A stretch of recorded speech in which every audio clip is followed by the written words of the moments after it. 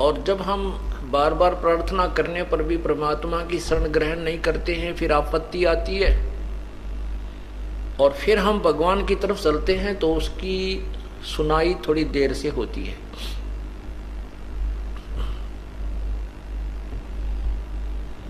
कहते हैं दुख में सुमरण सब करे, सुख में करे ना कोई, और जय सुख में सुमरण करे तो दुख काहे को होवे।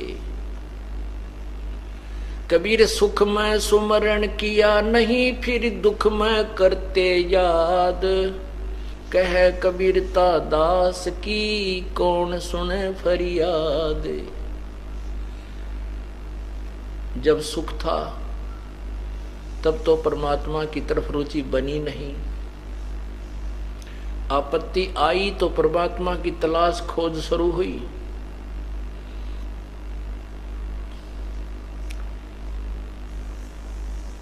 इसमें दो प्रकार के प्राणी होते हैं। जैसे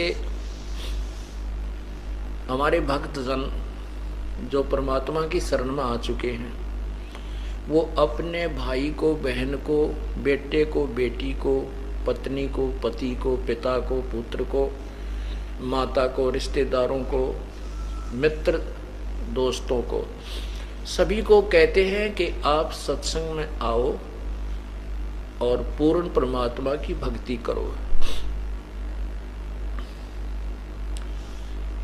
उनसे बार बार प्रार्थना की जाती है। जो पुण्यात्मा हैं वो आ जाते हैं, जो नहीं आते हैं तो बाद में फिर उनके ऊपर आपत्ति आती है, भयंकर आपत्ति आ जाती है। कोई रोग आ जाता है या कोई और मानसिक परेशानी, कोई व्यवसाय में घाटा, फिर वो कहते हैं अब हमें ले चलो। तो फिर उनकी सुनाई बहुत देर से होती है। एक दुखी व्यक्ति है, उसको पता नहीं, किसी ने कहा नहीं, और वो दुखी व्यक्ति और हमारे भक्त के कहने मात्र से तुरंत आकर के परमात्मा के चरणों में आ जाता है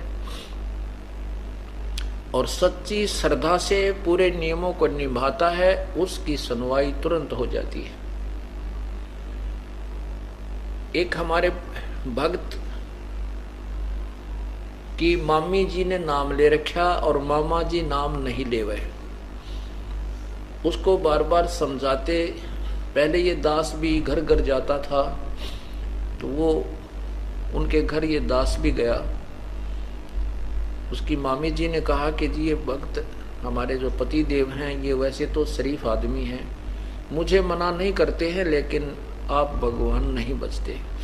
कारण क्या था कि वो फौज से रिटायर्ड था और 5-7 शराब की बोतल उसको कैंटीन से मिल जा करती, वह गुट्टी का चस्का नहीं छूटा था उसने, जिस कारण से उसने उपदेश नहीं लिया। और मैंने भी बहुत कहा, नहीं माना, उठकर बाहर निकल गया अपने घर से। कहने लगा फिर देखेंगे महाराज जी, अब समय नहीं है। कोई बात नहीं। 4 वर्ष के उपरांत उसके गले में कैंसर हो गया, फेफड़ों में कैंसर होगी। बहुत लाखों रुपए तो लगा दिए, हॉस्पिटलों के चक्कर काट के। फिर जब अंत आ लिया, सभी हॉस्पिटल्स ने जवाब दे दिया, फिर अपनी पत्नी से कहता है अब ले चलो मुझे वहां आश्रम करौथा में। अब वो तो बेचारी लेके आई, हमने भी उसको उपदेश भी दिया, लेकिन परमात्मा ने नहीं सुनी। क्यों नहीं सुनी? क्योंकि उसने पहले भगवान को खूब खिजा लिया था। यदि वो पहले से परमात्मा के चरणों में आ जाता और वो गुट्टी लानी छोड़ देता तो फेफड़ों की कैंसर नहीं होती। हम कितने गिर चुके हैं, हम अपने लाभ को भी ना देखते, औरों की तो हम सोचेंगे कहाँ। शराब पीकर हम इतने बुद्धिहीन हो जाते हैं।